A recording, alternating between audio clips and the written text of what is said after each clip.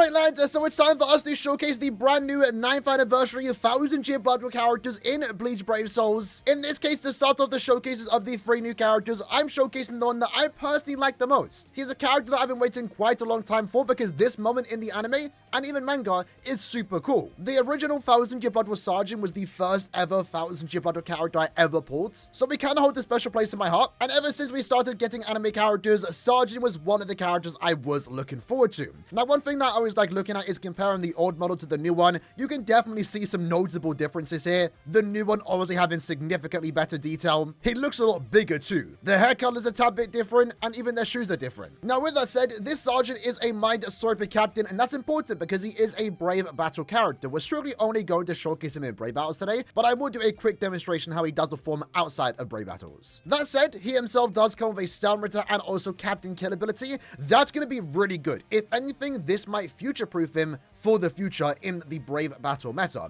Captains are always meta, and with 1000-year Blood War getting a lot of new banners, it's only a matter of time before we get another Sturmritter that's relevant in brave battles. Right now, of course, we do have Meninya. The captain killer goes for himself, and it also works against Yamamoto. So these 2 killers are definitely relevant right now, and are definitely going to be relevant in the forthcoming future. With that in mind, though, he does have damage taken minus 21%. It's a first for the mind attribute, giving him more damage reduction. When we have a look at the skills the character does have, he basically has everything you want in a brave battle character. For starters, the character itself has Flurry plus 3, the first ever character in the game to have this particular skill. He has long reach, so he has extra range on his normal attacks, and his final hit on the Natchering is actually really cool, which you will see here on the 4th hit, where Tenken comes down and slams. It's really cool, has some really good range to it, especially again with the long reach. When it comes to the Brave Battle skills, though, he has Brave Battle temporary invincibility for 10 seconds. He can go through Brave Battle invincibility. He can prevent last ditch survival. Under harsh stamina, he decreases the damage taken by 50% and also gives him a 60% normal attack damage. That's really good because the character basically has Flyer plus 3 and a 60% bruiser. Since he also has the persistent skill, so when he does die, he will revive, or more so, he won't die and be invincible for 5 more seconds. Which honestly, lore-wise, does make sense. He, of course, is always going to be good, and the special part about him, if anything, the main part about him, is that he does block heart and mind characters from using a boost and also debuff. So in this case, these 3 particular characters, he's essentially countering. Even if, in this gameplay, when we do try him out, even if he dies, even if he doesn't kill his opponent, that's in a way fine, because the idea is that he's supposed to stop the enemy's team from debuffing my stats and boosting their own stats. Just by having him in the team, he's kind of doing his job. So while he is, of course, going to be a really good DPS character, he's also more so a technical character, a utility character, strictly there to give your team the advantage. And if anything, he might be changing up the meta. And as an effect of that, one character in particular might be getting better. We'll talk about that character in a minute. Now, when it comes to the bonus abilities, I recommend giving him attack and, of course, also low stamina. You might as well. He has basically every other skill you want. Now, before we do jump into some Brave Battle gameplay, because that'll be the main chunk of the video, I do want to quickly showcase what I really like about this character. For starters, the visuals, right? He's a very simple character, but every attack that he does do, you know, we can actually see Tenken come down. So it really does feel like Tenken is behind us, and then his SA2 is going to be a vortex attack, but it has a really cool... Well, you actually don't see it now. It disappears relatively quick, but you can actually see a wolf shape on his head, which of course is a reference to his original form. If anything, it might reference the heart of wolf, which is the big thing about this character. If we do it again, you can kind of see it there for a brief few amount of seconds. And then if anything, the coolest part about this character is of course the normal attack, because the first, second, third hit is normal, but again, the 4th one has Tenken come down, and you can see it has some really good range to it, right? That's so cool, and of course, that is direct reference to the original unit. If we go back to the original one, that was his natural rank, nothing too special. But in his case, if you use the Soul Bomb, then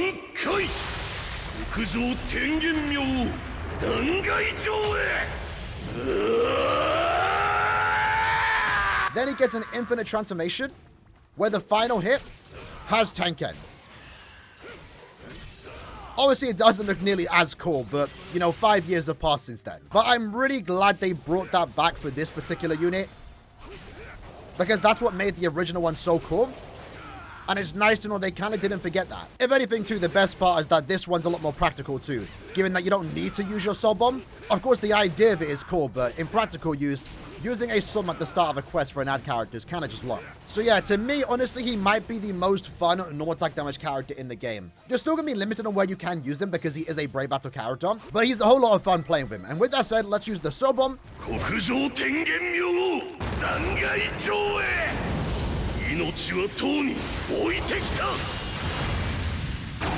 Honestly, might be one of my more favorite summons in the entire game. It's such a cool looking summon. It's so well animated. The detail on it is great. Everything about it is cool. And of course, with that, it's also really one-to-one with the anime. KL have been doing a great job with these new 1000 Year Blood War soul bombs. So with that said, now let's check him out in Brave Battle. So there's definitely two teams you can use with this particular character. So team number 2 is going to be Team Persistence. Use the 3 characters that have persistence. They give you the natural advantage. They make for an overall good team. And yeah, if you have these 3 characters, they definitely can work. Now, in my opinion, what very well might be the best team in Brave Battles is going to be this team. Because what we are going to see with SAJIN in particular is that he is going to stop heart and mind characters from using a buff or debuff. So most games, most mirror matches, let's say for example this team right here, you're both going to be kind of on equal footing. SAJIN can't buff or debuff, Meninya won't be able to debuff on a soul bomb, but of course Aaroniero can still debuff. So both teams are going to be debuffed, and in a way, again, it's going to be a fair matchup. Now with Chad, because Chad is a power character, he of course can still use his team boost. And if you are going against that persistence team or any other team in the game that doesn't have a power character, an other team booster in the team, or they don't have a team booster in their team, at least one that isn't a heart or mind character, you could potentially get the stat advantage and therefore win against teams that you shouldn't really be winning against. So we're going to try both teams, but definitely the team that I'm more interested in is definitely this one, and we'll see how it does play out. I think for the most part, I'm going to showcase this team. So when it comes to SAJIN's build, we are going to be using a golden Chappie and also guitar, all with 30% attack. For the links, we're going to be using 2 damage taken and also normal attack damage soul traits. Additionally, we're then also going to be using a 20% DR with also weakened duration, overall giving us a great amount of stats. Again, level 10 attack with full stamina and also attack as a bonus ability. Aaroniero, of course, is going to be the carry of the team. She is still the best Brave Battle character, and honestly, SAJIN doesn't do much to counter her, which is very surprising. In my case, though, I'm going to go with a full defense build since I do have a max transcended, and in her case, I have low stamina and also pierce barrier. And of course, we are then also using free at 20% damage taken soul traits. And then my last character is going to be Chad.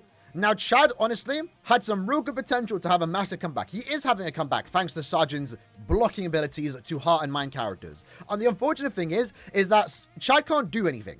He really can't. His damage output is tied behind enemies not inflicted with a stat element, which isn't really much of a problem, but he can't go through invincibility. So I feel like the best way to use Chad is to just give him full defense, or maybe try and stack stamina, because you're not building him to be a DPS. You're building him to hopefully stall out Aaroniero and more so give your team the attack, focus, and defense increase to give your team their stat advantage. So with that in mind, I just gave him full defense. Going with these 3 particular soul traits. He's 4/5, so level 10 attack, focus, stamina, and also defense with dodge and also defense as bonus abilities. With that in mind, let's try it out. So no guarantee this team does work, but I'm very curious to how it is going to play out. So first up, we're going to go against this team. I'll put my Aaroniero against their SAJIN. I'll put my SAJIN against their Meninya. We should hopefully win that. And then we're going to put our Chad against their Aaroniero. And the main thing here, because for those that don't know how debuffs and buffs work, wherever goes second is the one that sticks on. So if their Aaroniero debuffs us and then we boost, we just cancel out their debuff and we get the extra stats. And that way, we're going to have the stat advantage. Let's see how this does play out.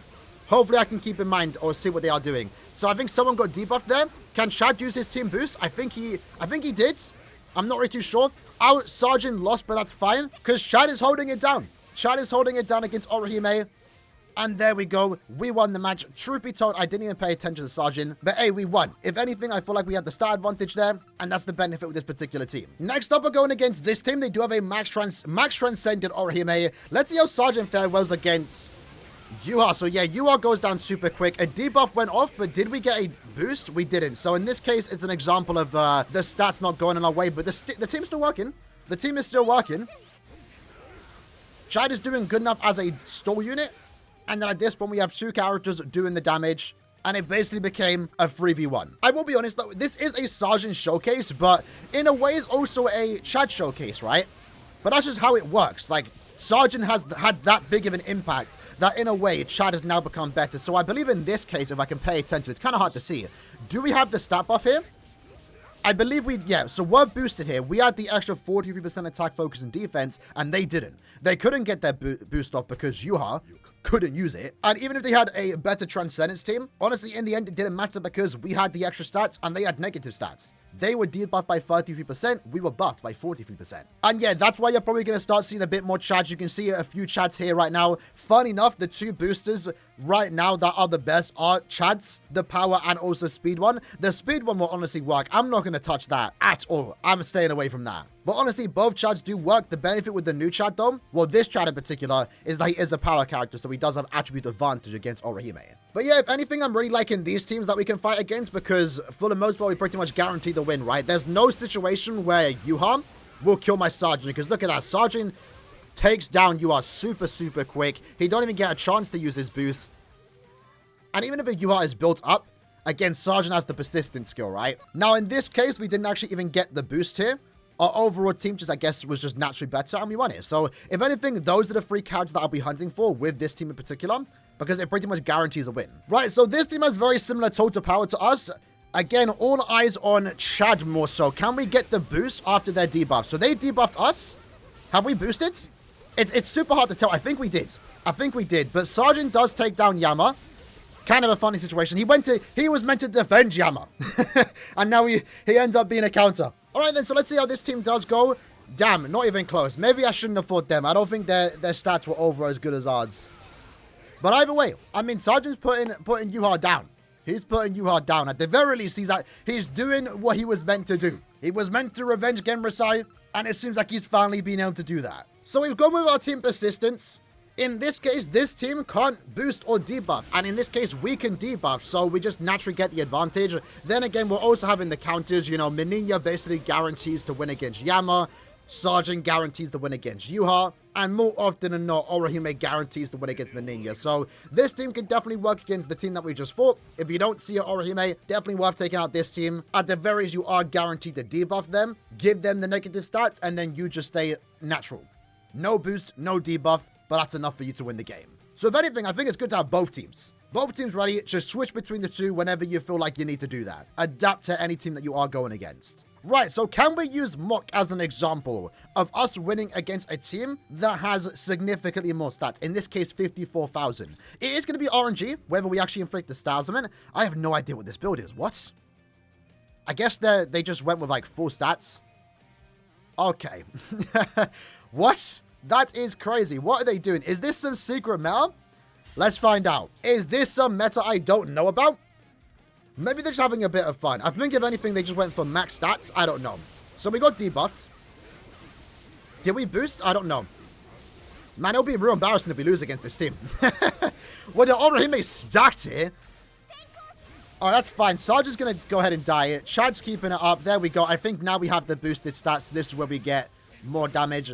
Surprisingly, that was close. Way closer than I thought it would be. If this person just used actual accessories, I think they would probably dominate Brave Battles right now. Maybe it would have dominated the team. Maybe not, though. We did, in the end, get the team boost off. And that probably would have been enough for us to just basically out-DPS them near the end. Alrighty, so another team that can't get a boost off. Or a debuff. I mean, they can debuff us with the Orihime. She can still do that, right? But there you can see Yuha used his boost. He is doing crazy. Okay, now SAJIN came through. That was crazy. What happened there, I think, is Chad gave us the team boost. You know, you saw at the start there, SAJIN was not doing much damage to Yuha. That was a well-built Yuha. But this is what I mean. This is why this team might be the best team in the game. Because if we do get the boost off, we just get the stat advantage. How many times have I said that in this video? But it's true. This is definitely a team that I'm going to be sticking to. And again, I'm really hoping to get a duplicate of Chad. Because him 5-5 can make him even tankier. I have no idea how this is going to play out, but in this case, they can't debuff us at all, but we can boost. We can boost, right?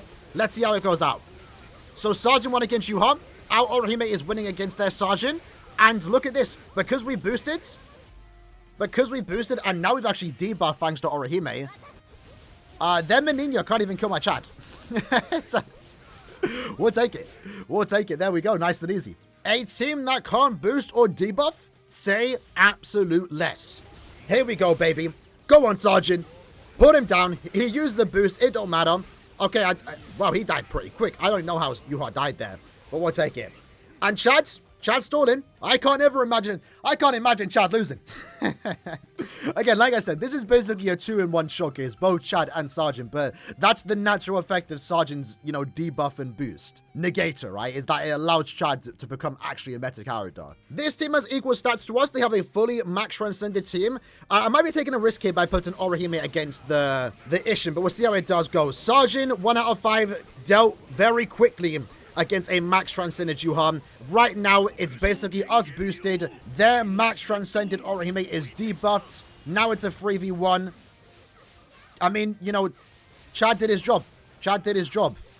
Is this still going to be close? Who's going to die first? Surely... Ooh! That was close.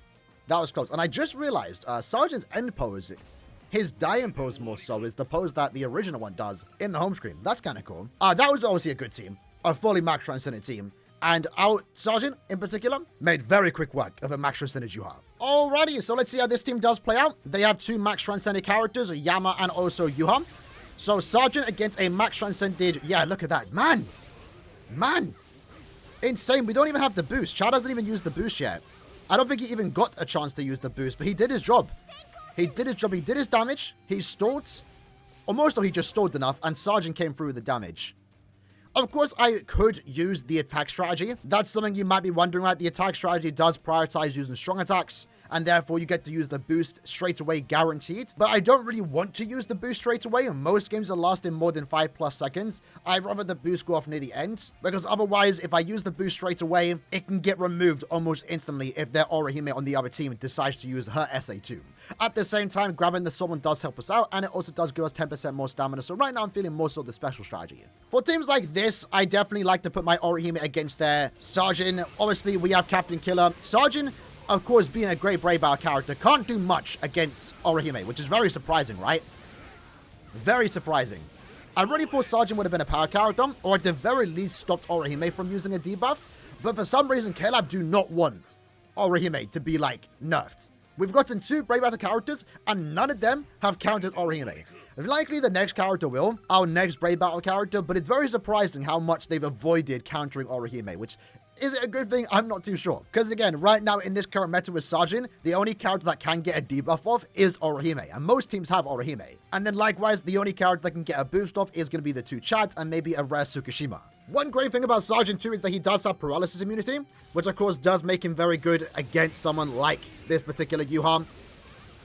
I think a lot of characters have paralysis immunity. It's actually just very annoying to be paralyzed. But I do like it on SAJIN because again, SAJIN's whole reason why he went into this form was to get revenge on Yama against Yuha, and him being a Yuha counter, an indirect counter, because he doesn't have no affiliation killer. He doesn't need killer, but him just debuffing hard characters, in a way, does again counter Yuha, right? In that case, very easy run. And for our final match, let's go against this team. They have a very similar number of total power. You can see that Aaroniero and Yuha have like 74k. Yuha goes down like 2 hits, absolutely crazy. Chad is stalling. Aaroniero takes down Menina. Do we even have the team boost? It's very hard to keep track. Now, in this case, this is where it would have been game for us, because Menina, actually, to be fair, we already did too much damage anyway, but if Menina does use a Soul Bomb, it confuses your opponent and also lowers their defense by 80%. It's a basically guarantee L if Menina uses the Soul Bomb. Now, obviously, it didn't matter, because SAJIN existed in our team. He should stop the debuffs. So there you have it, lads. That was the video for today, checking out the brand new 1000-year Blood War SAJIN. He's a different character, I will be honest. Obviously, he is a meta-defining character. He's completely shaken up the meta. Because, I mean, you saw in this video, we were using Chads. I never used Chads. Chad I thought was kind of mediocre. Obviously, as a unit himself, he's quite sustainable. Has very high damage output. Flurry +3. Naturally. It's not for the first 10 seconds. Someone like Aaroniero and Menina, I believe, right? They have Flurry +2. They have Flurry +3 for the first 10 seconds, but some games last longer than 10 seconds. SAJIN is always going to have his max damage potential, Flurry +3, but then when you do get under half stamina, which you can easily take advantage of, given that he does have persistence, he is then getting 60% more Bruiser, normal attack damage, which again is even better because he has Fly +3 all the time. Again, I think this character is quite future-proof, given the fact that he does have a Stamina and Captain Killer. That's always going to be relevant. I definitely can't see any future character come out in Brave Battles that isn't one of those affiliations. Obviously, as of right now in the current meta, he's a great counter to someone like Mininya, Yuha, and of course also Yamamoto. And then of course, most importantly, the debuff blocker, the boost blocker for heart and mind characters